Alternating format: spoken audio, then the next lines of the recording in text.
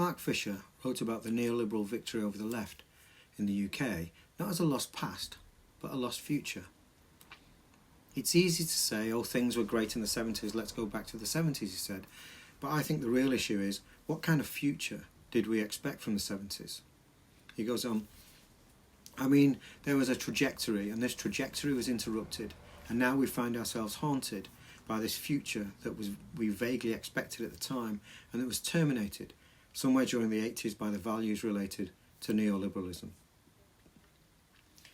Mudge Postone, in his book Time, Labour and Social Domination, also criticised the politics of work of the traditional left as misguided. Dominated by trade unionism and political parties invested in the welfare state, the left came to believe that the emancipation of workers is brought about by higher wages, job security, the redistribution of wealth, and state ownership of the means of production.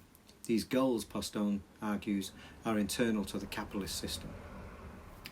In certain respects, Postone's criticisms of the traditional left correlate with the current argument that rejects the emancipation through work in favour of the emancipation from work. However, Postone provides clarity about what kind of work has to be abolished in the emancipation from capitalist exploitation. Work in capitalism, he says, is not labour as it is generally and transhistorically conceived, a goal-directed social activity that mediates between humans and nature, creating specific products in order to satisfy determinate human needs. Labour in capitalism is not what Postone calls the production of material wealth, but rather is dominated by the overriding goal of the production of value. When Postone refers to work in the capitalist mode of production, he is thinking exclusively of production of value and excludes the production of material wealth. Material wealth, or what Marx called real wealth, refers to useful things like poems, vegetables, roads, medicines, libraries, and clean air.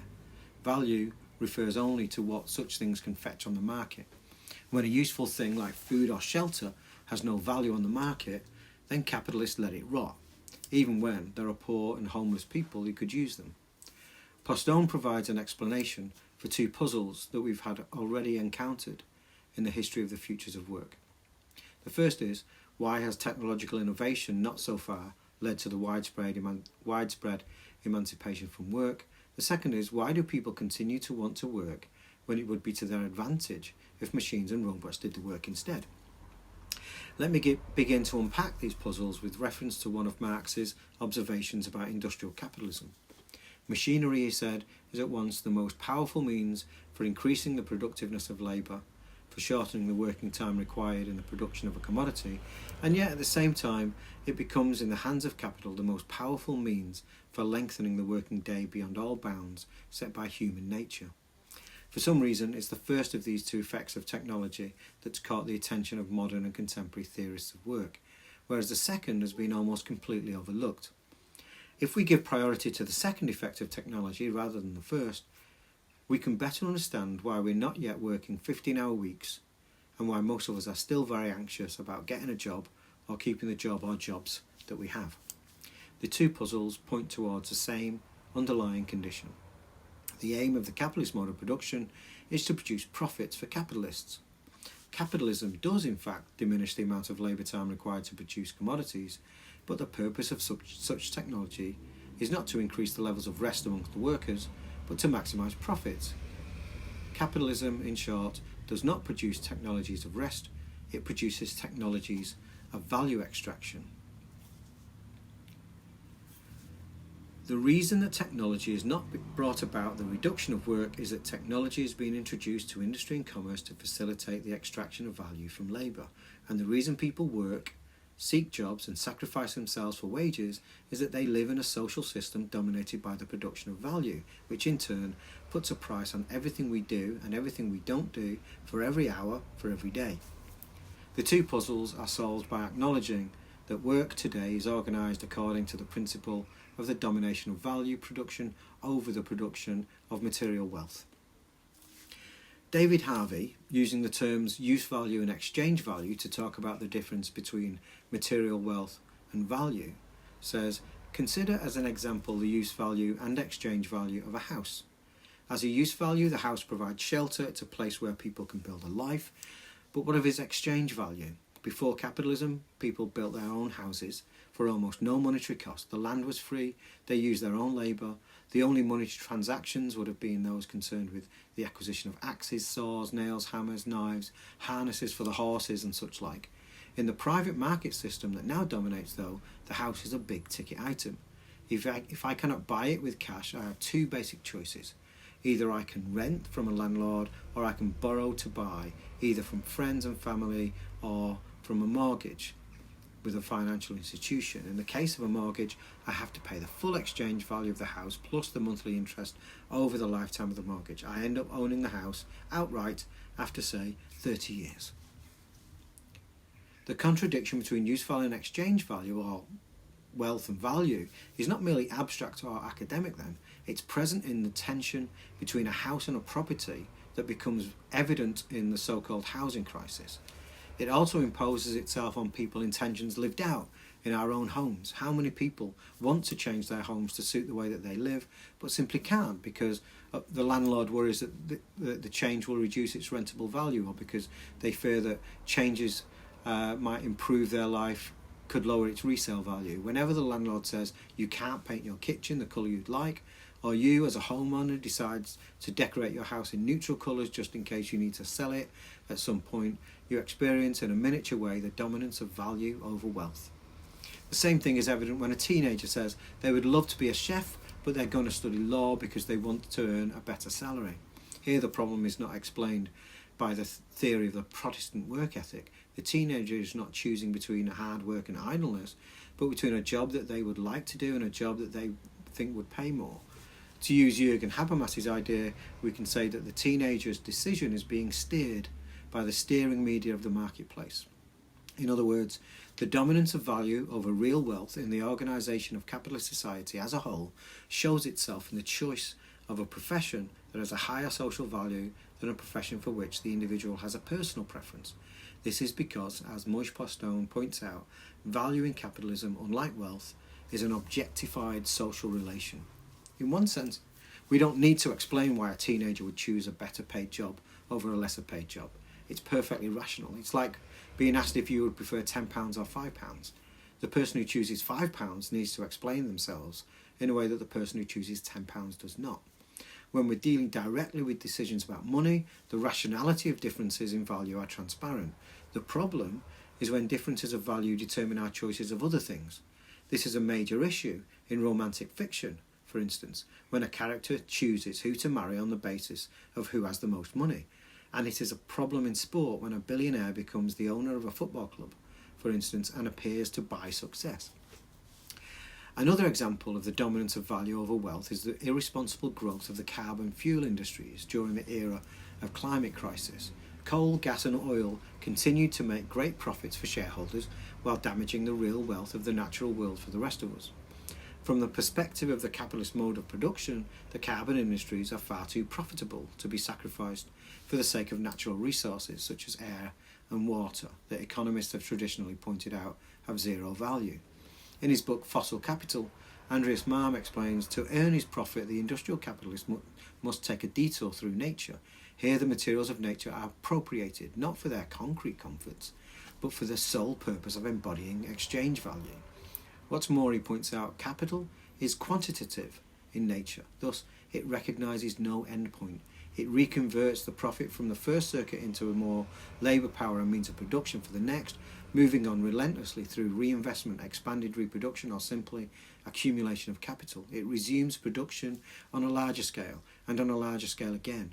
Or more clearly stated, the accumulation of capital is realised through a speed up of the material throughput, increased quantities of biophysical resources withdrawn from nature, and after being used up and degraded, discharged back into it. The fire demands its fuel. It is along similar lines, but without referring to the distinction between value and wealth, that Kate Soper has argued in her book Post-Growth Living, that we need to decouple prosperity from economic growth in order to build a future of an alternative, universal and collective hedonism that is ecologically sustainable. Her conclusion ends with some speculative thoughts on the future of work, guided not by the damaging and iniquitous criterion of productivity, but the alternative economy of time affluence. supported by universal basic income as part of an avant-garde eco-socialist political imaginary that, rather than being dismissed as folk politics stuck in pre-modern social relations, is seen as something like the only future we have. The argument that capitalism sets hard limits on possible futures was first formulated by Marx and Engels in the Communist Manifesto, when they said, "Private property has become a fetter and a barrier in relation to the further development of the forces of production." The fettering thesis argues that the factory system, or 3D printers and self-driving cars, contains the germ of a new world in the making, but this development is blocked. For instance, a technology that allows unlimited copying of music files shared instantly for free across the world is blocked by the music industry that's organised around profit making. Think also of the legal requirement to register a limited number of devices on which to use a particular piece of software when the technology is clearly capable of being used on an infinite number of devices. Typically, new technologies could always have been put to different and preferable uses, but the relations of production, particularly the relationship between capitalist employers and wage labourers, act as fetters for the development of alternative digital futures. In my reading of the fettering thesis, it's best understood as pointing towards a discrepancy between the capacity of the forces of production and the limited scope of the actual use of technology dictated by capitalists' relations of production. Production driven by the accumulation of value is a fetter on production driven by use and need. Fettering of this sort comprises the enclosure of the commons, including the legal apparatuses for enforcing value extraction. This is what gives practices of commoning their political vitality today. Another example, which is more propositional in my view, is that the museum represents the potential for arts commoning that can be realised fully only with the abolition of the art market. Let me apply these ideas about value, wealth and the fettering thesis to a couple of examples of speculations about the future of work. Carol Gould, writing in the early 1970s, constructed a theory of labour in positive terms as an activity of self-creation. By adding Aristotle and Hegel to the early Marx, she argues that the individual creates his or her own nature by his or her own activity. Labour is best understood for her as an activity of objectification in which the subject is expressed in objective form so that the individual who engages in labour sees itself in the world and in doing so transforms the world and itself. Labour understood as the objectification of the individual is therefore an activity of self-realisation. Ideally, the world of products confronts the agent not as simply other but as his or her own. However, in reality, she admits, the era of capitalism introduced a distinctive mode of objectification, which Marx characterised as alienation. Here she says, the subject is estranged from the object and does not recognise it as its own. She claims that objectification is the intrinsic character of every productive activity and is alienated only when the relation between the subject and the object becomes an external one, such as when labour is dominated by an employer or is dominated structurally by the system of value production.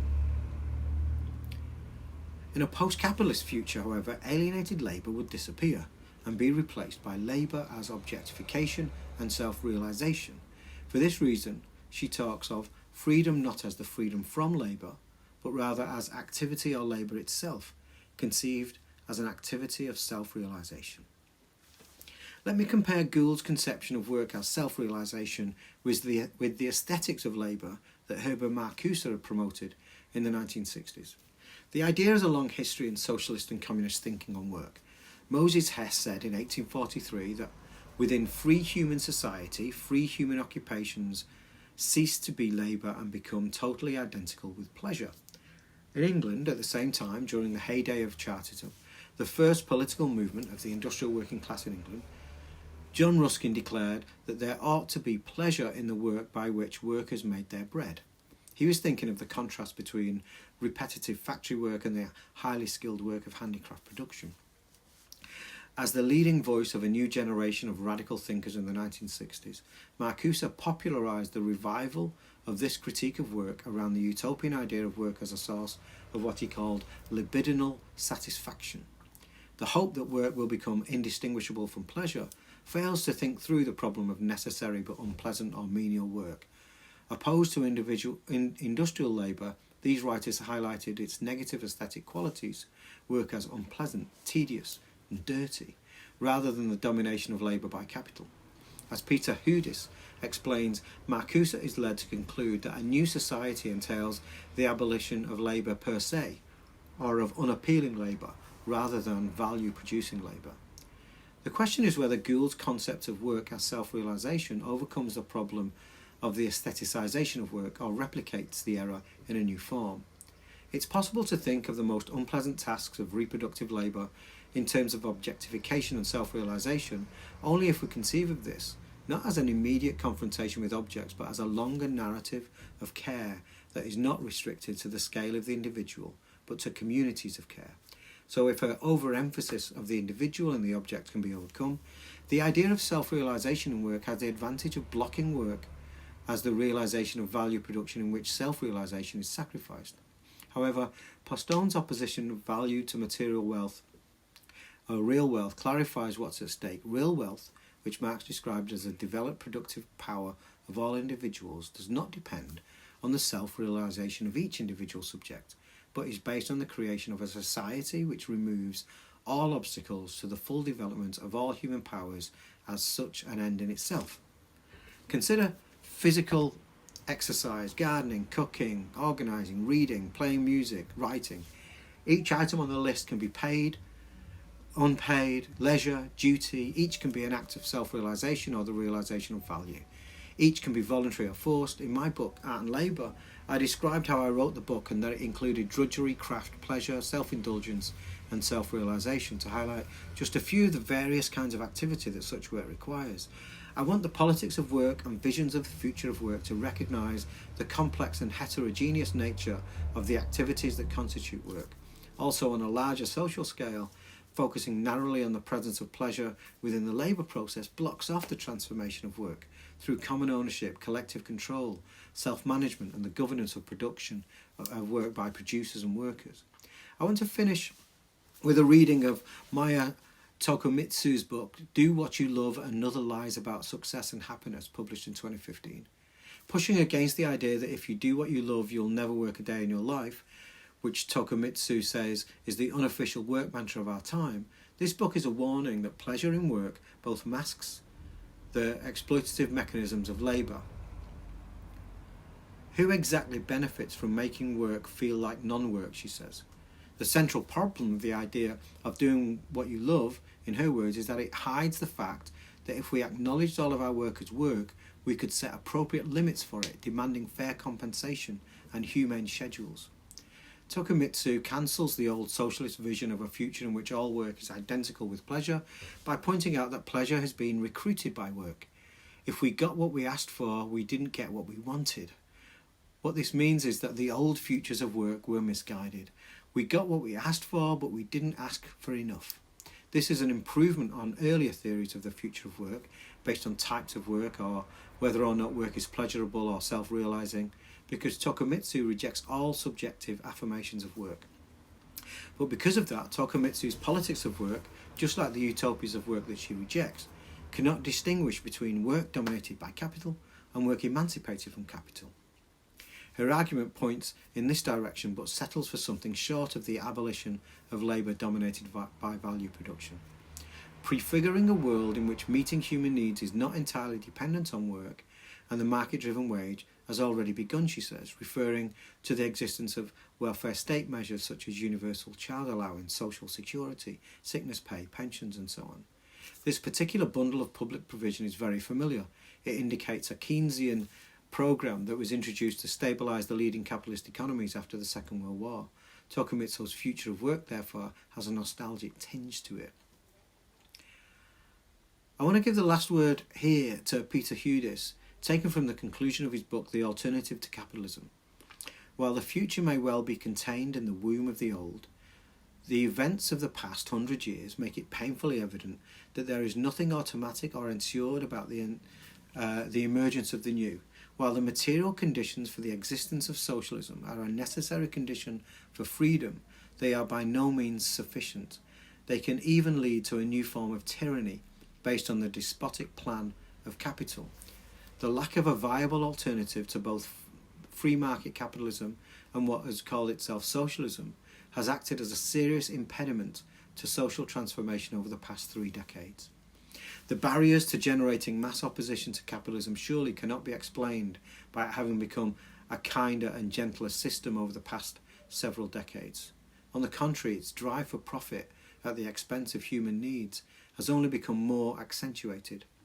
So why have so many movements emphasised relatively restricted social reforms and self-limiting revolutions? I would argue that given the absence of a viable alternative to capitalism, discontent with the many ills of existing society risks falling short of a serious challenge to the system as a whole. In this sense, a philosophically grounded alternative to capitalism is not only needed to further develop mass opposition, it is needed to actually inspire it.